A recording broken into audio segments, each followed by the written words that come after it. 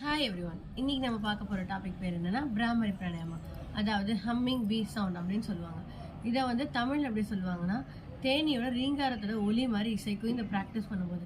இந்த பிராமரி பிராணாயாமாவை எப்படி ப்ராக்டிஸ் பண்ணுறத ப்ரொசீஜர் சொல்லிட்டு அதுக்கப்புறம் நான் உங்களுக்கு செஞ்சு காட்ட போகிறேன். பார்க்கலாமா? ஃபர்ஸ்ட் நீங்கள் உங்கள் லெக்கை வந்து பத்மாசனால அடாப்ட் பண்ணிட்டு உங்கள் பேக் அண்ட் நெக்கை வந்து ஸ்ட்ரைட்டாக வச்சுட்டு உங்கள் எல்போஸ் ரெண்டுத்தையும் ஸ்ட்ரைட்டாக வச்சு உங்கள் இண்டெக்ஸ் ஃபிங்கர் மட்டும் வெளியே வச்சு உங்கள் இயரை லாக் பண்ணிக்கணும். இண்டெக்ஸ் ஃபிங்கர் வச்சு ஜென்டில் ப்ரெஷர் தான் கொடுக்கணும், ஓவர் ப்ரெஷர் கொடுக்கக்கூடாது.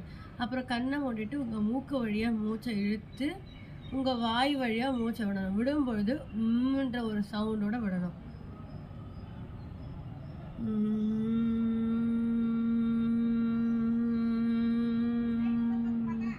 அகைன் மூச்சை வந்து மூக்கு வழியாக எடுத்து வாய் வழியாக விடணும். விடும்பொழுது